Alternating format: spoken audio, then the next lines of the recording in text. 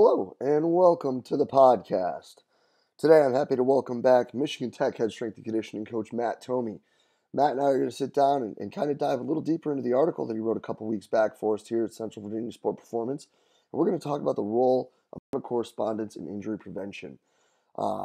Matt's article was really well received. A lot of people seemed to like it. It had a ton of hits and brought some good discussion through people. So we wanted to talk a little bit more about it. And more importantly, we wanted to talk about why dynamic correspondence matters in this area of athletic development. So what does following this criteria do? What effect does it have? And why is it important in injury prevention? We also talk about how Dr. Yesis's methods help with injury prevention because of following the principles of dynamic correspondence. And then we also get into what the role the optimal dose plays in injury prevention. And I think that that's a really, really big thing that's sort of an overlooked fact. A lot of people look at the optimal dose right now because it's kind of a sexy, neat, word, phrase that people like to talk about with training. But if you're not breaking these kids down, then chances are they'll be able to handle the stress better that's going to be put upon them at practice and whenever they're performing their sporting exercise. Like every talk I ever have with Thome, this was absolutely fantastic. Take a ton away from it. I hope you guys enjoy it too. Let's get right to the talk. Matt, thanks for coming back on, man. The article was a huge hit, so I want to dive deeper into it here and talk a little bit more about this whole idea or this new and different idea of injury prevention that you brought up. So how about we start with a little bit of background on it? Okay. I don't know if it's new. Well, I know it's not new, right? Right. But at least it's maybe, like I said in the article, I think it's something that's overlooked. And that was kind of the main point. And the article was really short, really specific to dynamic correspondence as kind of a mode for injury prevention. So I wanted to keep it at that. There are other factors that we can get into that relate to injury prevention, but I wanted to keep that as the main focus or the main topic of that article, just because it's something that people don't talk about a lot. As far as here's how we prevent injuries, it's typically we use this exercise or that exercise to prevent this type of injury, but it's not as specific as dynamic correspondence, and we do this so that it relates to what they do on the field and they can handle the stresses that they're going to incur on the field. And that was kind of the main point. No, and that's a freaking awesome point because we can sit here and do all the, shoulder internal, external rotations that we want, but if you can't handle the velocity of throwing a fastball, it doesn't matter. Yeah, exactly. So, talk a little bit more about dynamic correspondence, how that fits in, and where that has now, where the theory has driven you programming-wise, and how it contributes to that aspect of injury prevention or reduction with your student athletes. Okay. And, so, starting with the most simple portion of dynamic correspondence, say muscle groups. Okay, we're using the same muscle groups that they use on the field, and most athletes use their entire body, right? On the field. So with Doc's program, with the 1x20 program, a key focus is we're training every joint action. So we prepare the entire body throughout the GPP. So within that, we're training every muscle that's used. And then, taking it a step further, we'll take specialized exercises such as the paw back and knee drive for running, the lunges, those types of things that mimic actions that we'd see in sport. So now we're looking at the same ranges of motion. So we're not only training the hip flexors, but we're training the hip flexors as they're used in sprinting, or the hip extensors as they're used in sprinting. And, we'll not only do that, but we'll talk about the emphasis portion of the range of motion. Moving down the line of specificity, for getting more and more specific, or taking in more and more of the portions of dynamic correspondence, we'll look at the emphasis portions of the range of motion and the same range of motions that we'd see in sport. So we need to prepare them for exactly what they're going to do, right? And then getting even more specific and kind of encompassing more of dynamic correspondence, we want to look at the forces that they're going to incur. And I mentioned in the article Verkhoshansky actually inventing the shock method when he was looking for something that mimicked the forces in the last takeoff or the last impact before takeoff in the triple jump. So he used that. He used the kinetic energy of the falling body in the depth jump to kind of mimic those forces. So in a way, we can talk about plyometrics and the depth jump being injury prevention exercises, because they're going to allow that athlete over time, if we're gradually progressing them to that point, to handle a greater amount of force. Right. So it really comes down to how much stress can that tissue handle. Yeah, and when we go back, last time we talked about our gradual progression and how we start at a low level and gradually increase. So, you know, when we do that, we gradually build that portion of the body up to an extent where it can handle quite a bit more stress load, and it's done in a specific way that mimics what's going on when they're actually in competition. Right. That's a lot of really big points going really quick right there. So let's run it back for 2 seconds, and let's start first with actually something different than dynamic correspondence, and that is the entire GPP realm. Because I think that what people, when they look in, and Josef touched on this, you know, a lot of people think that a lot of the people that follow Doc are people that just do 1x20 and jumps and special exercises. But really, the building from the general to the specific allows for the dynamic correspondence to show up, for us to build to it, because so many of these kids, like you said, like, you don't just play sports with your knees, you know, like you play sports with your whole body. So you need to develop the strength, the muscular endurance, the resilience of the connective tissue throughout your body in order to develop, A, the sporting skills and the tools necessary to be successful, and B, the resilience required to not break down, because if you don't build these general things, you know, it's like the whole idea of that people like to say, what is it? Something like train what they don't do. You know what I mean? And that's just kind of GPP. Yeah. Well, and throughout GPP, we're training everything. So we're not only training the same movements, we are training the opposite movements. Yeah, there's a balance component, obviously, but Doc's GPP and going through every single joint and using single joint exercises is a concept that maybe we don't see very often. And if we're doing a bicep curl and a tricep extension, sure, we're training the biceps and triceps, but we're also improving the strength of the elbow joint, and hopefully improving the strength of the connective tissue in that joint if we use higher rep ranges and can increase the blood flow to that area. Right. So it plays a huge role. Oh, no doubt.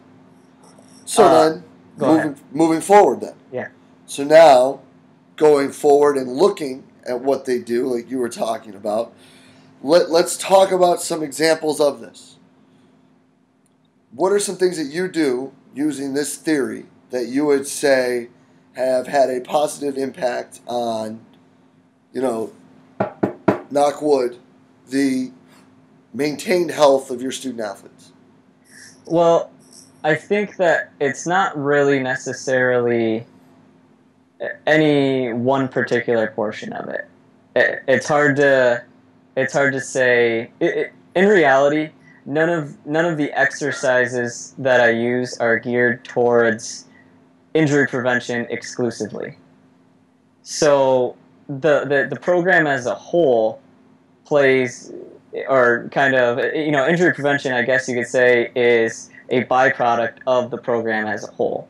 So one of the things that we talked about in the last podcast was the optimal dose, applying the appropriate amount of stress. That plays a huge role in injury prevention.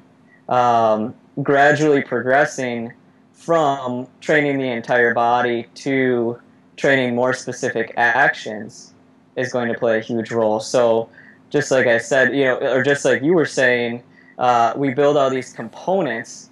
So using all these single joint exercises, we build all these components, and then we gradually put those components together. But in the GPP, we make sure that there aren't any weak links within that big multi-joint movement, that more specific movement. So that's not only going to help increase the strength of that multi-joint movement or the power output of that multi-joint movement, but it's also going to help prevent injuries in that multi-joint movement. So if we're training certain actions at the hip and knee joint or the ankle joint, and then hip abduction and adduction, and then we kind of transfer those over to a side lunge for cutting. We're training all the components relative to that, and it's going to improve their power output in cutting, but it's also going to improve their stability in cutting, and it's also going to improve their ability to do that effectively without getting injured. Right. So building the general base with the strength throughout all the needed actions associated with, whether it be agonist or antagonist, through these movements. And then building upon that with a idea of increasing the strength of the movement being performed in the sporting exercise, the mobility that you can safely perform the movement through, and the speed of contraction.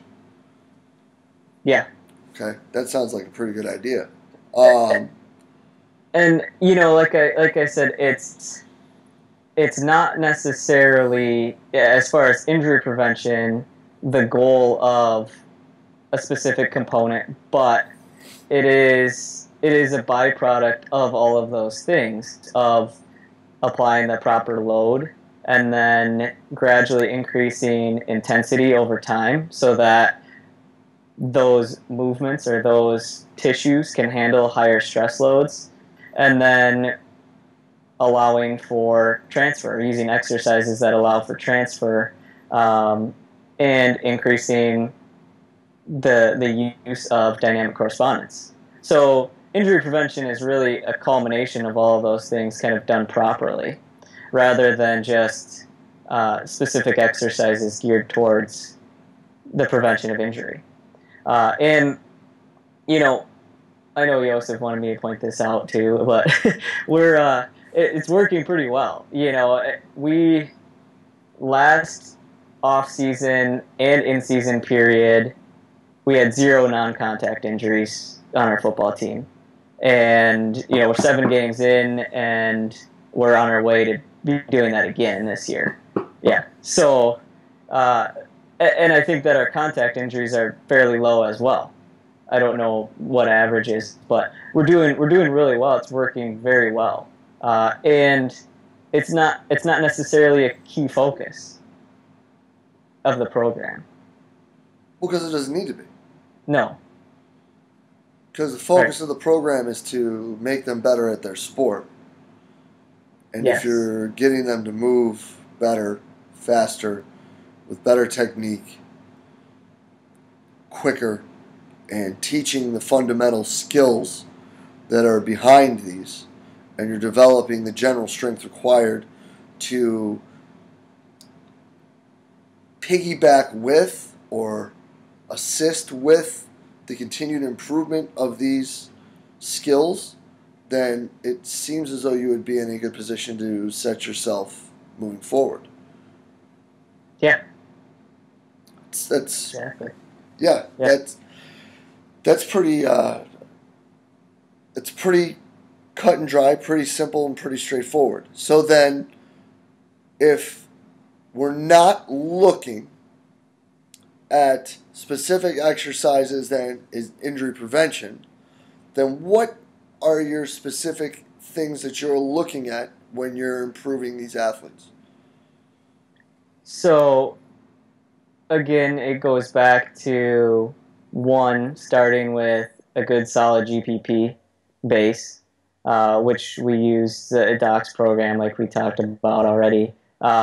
Gradually progressing that, gradually increasing the training load, and gradually increasing specificity depending on the athlete. So whether it's exercises for hitting or blocking in football, or running or cutting or kicking, whatever it might be, we'll use specialized exercises as we progress with each position or each athlete.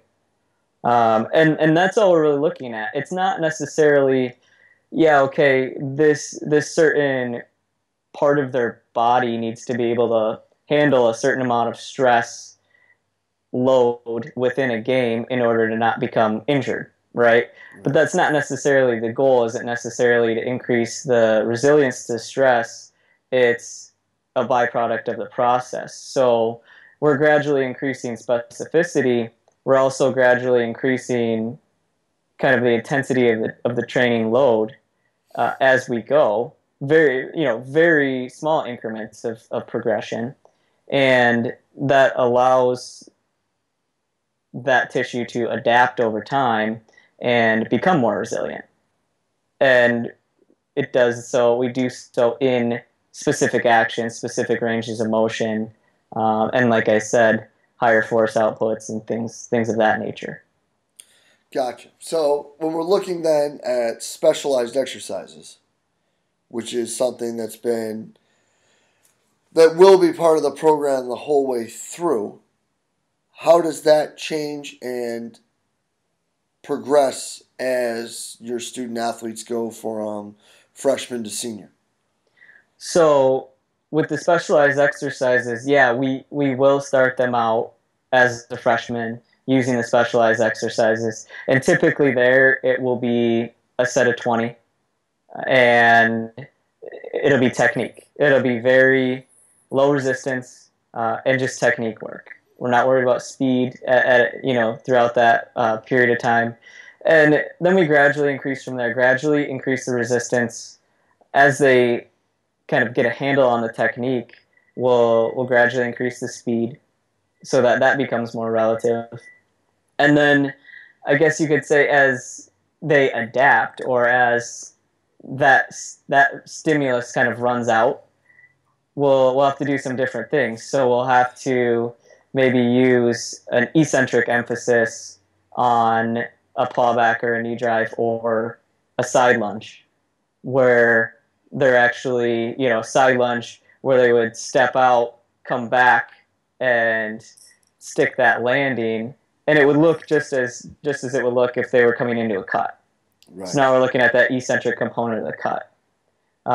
And then we can also, obviously we're going to gradually increase the resistance as we go, but we can also get to a point where now, with some of the older guys, where we decrease the resistance and use it at an even higher velocity. Or we can implement some kind of different things within there, whether they're isometrics or, like I mentioned, eccentrics, to kind of push those specific actions along. Right. So when you do those eccentrics, the jump backs, do those turn plyo later, or how does that progress then? Yeah. They could turn plyo eventually. It kind of depends on what they look like, and because that's hard. Yeah. That's So it depends on what they look like, and then if we're only doing, if we're doing the eccentric, which we did with basketball earlier on, before we got into the preseason here, and that was kind of where our progression ended. Implementing the plyo after that would have been way too much when they were starting practice at the same time. It it would have been way too much to do at that time. But maybe next year, the guys who have done it will get to that point earlier, and then they'll maybe be able to do a plyo where they'll jump back out. Right now, with the older guys, they're doing a lower number of reps and a lower number of weight and jumping out a lot farther, increasing the velocity of that specialized exercise, just like we do with a higher velocity squat or a bench. Right. No, I think that that's really awesome. And we're actually just starting with our guys that have been through it before, they'll start the eccentrics next week. Because it's, for some of them, it's their third year getting into it. And we're thinking of going to that next step with them. But we're still thinking. Yeah. Because a lot changes. With any of it, it sounds like it's hard to. It sounds like we're being really vague, but it's really hard to give specific recommendations because it depends on the situation. It depends so much on the situation that it's going to be different. It's different for the football team than it is for the basketball team. Right. Their sport's different and their practice is different. Oh, yeah. So their body shapes are very different. Travel schedules are way different. Yeah. It's even way different when we talk for just between us. Yeah. We may play more games and be on the road more, but you guys are on the road more. Yeah. Literally. Yeah. The closest school in our conference is 2 hours away, so 2-hour drive. Yeah. So, yeah. Yeah. Ours is about a 2-hour walk. Yeah. If even that, to be honest. I think the bike riders got from us to downtown in like 12 minutes in the UCI race. So I'm sure maybe it's an hour walk. But no, and I think that the vagueness is kind of based upon the fact that there are so many things that are always so simple and so similar early on that end up being spread out later, and then we get into more specific. And I think that the idea of building that huge base every preseason or every off-season or whatever time of year you're doing it to lead from the general to the specific is one of the leading factors into that success. I think the second leading factor is the time spent rehearsing, reviewing, and perfecting's the wrong word, but perfecting techniques. Yeah. Whether it be the specialized exercises or special exercises just to teach them how to cut, how to start, things like that. Yeah. And we're not talking like your A series and your B series. We're talking like you're going to stand on your left foot. You're going to go right, left, and cut 90 degrees to your right. And you're going to practice how you do that. And you're going to work on pushing the ground and getting your hips out and opening your right foot out so that you can cut on 90 degrees.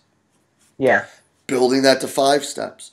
And I know that this probably right now people are thinking and saying, really? That's it? But no, yeah, it really is. And I think that the missing link in a lot of things that we do when we talk about preventing injuries is we worry about a lot of things that may or may not happen. Like, for example, like the eccentric stuff that you were just mentioning, we were talking about, is very important when you get to a certain level. Yeah. But if you don't know how to, like people like to talk about eccentric stuff in, landings and all that stuff in ACL rehab. But no one ever talks about how do you cut? Yeah. Like, how do you actually do it? Like, and I think that that's something that really, has a great performance benefit. Like, we can just both agree with that and just say that out loud. Yeah. And B, I think that in this world of injury prevention and, games lost due to injury, it's super important in those things. For anything, like from your midsection down, like back, hip, knee, ankle, like if they don't know how to cut on one foot, no wonder they give out. Yeah. And It's something I mentioned that really briefly. Yeah, I think I mentioned maybe it's a sentence or part of a sentence about just technique, and obviously is important. Huge factor, another huge factor with injury prevention, and yeah, a lot of the things that these athletes do, we don't. It's not necessarily our area, right? To improve their shooting technique, but we can improve their running and cutting technique, and we can do that very easily. And yeah, that's definitely something we do. Same thing, we'll even right now, we're to the point where our cutting technique's good and we can do different mirroring drills and things that are more specific, but we always go back and refresh the basics and make sure that the foot plant is correct and the swing leg is out where it needs to be, and they're lowering their hips to a good extent, to the point where they need to. They're keeping their chest up, everything. So we'll always go through that, and at the beginning of every off season, we'll refresh that again too. Huge component, and then specialized exercises that we've mentioned, the pull back and knee drive, play a huge role in improving running technique just alone, without even doing any running technique exercises. We can use we can use those two exercises, and their running technique will be a lot better, more efficient, and if they're landing closer to under the hips, then that's less forces going up their whole spine, and in the end, it's less repetitive stress. Right. Right. So, Which, again, is what we're trying to avoid. yeah, Is what can we do to limit the unneeded extra stress upon them and decrease their ability to handle the load provided in practice and in games. yeah, Matt, I think this is an awesome talk, and I think that a lot of people are going to take a lot away from it. Going deeper into the actual thought process in that quick article that people already were ripping through all over the place. I think that this is going to help a lot of people understand a little bit more of what we both do, but even more so, what has been a big part of your success up there at Michigan Tech. I'm sure under about 9.5 feet of snow by the time this gets up. yeah, Um, yeah, but I probably. do. I really appreciate your time, bro, and we'll be in touch really soon. Yeah, no problem. Thanks for having me again, Jay. Hope people get a lot from it. Awesome, man. Well, I'm sure they do. Thank you much. Thanks. And a huge thank you to today's guest, Michigan Tech's head strength and conditioning coach, Matt Thome. Guys, just a lot of really pertinent stuff, awesome information that's simple, concise, to the point. I hope you guys enjoyed it. And I hope that you could take a step back and look at your programming and say, are we really looking at this, or are we just kind of prescribing exercises that are exercises because people say to do them? If you can sit there and connect these things and look at these principles and implement your programming around them, I think that you're going to see some really great results, and I think you're going to see your injury rates decline quite a bit. As always, guys, if you have any questions and comments, please post them below. Obviously, Maddie's around quite a bit. He's been a huge impact on the seminar. He has had a huge impact on everything we do here at Central Virginia Sport Performance. And he will be around both in writing and on the podcast. So if you have any questions, comments, thoughts, please fire away, leave them below. Matt's not a guy that's going to hide behind what he says. If you have questions or want to have a discussion, he's always open to talk and shop. And if you did enjoy it, please go ahead and share it through the social media outlet of your choice. We're just trying to get the best information we can get out to the best coaches around, guys. And we appreciate you for listening. Thank you very much. We'll see you next week here at the podcast where we bring in another great guest. Thank you very much.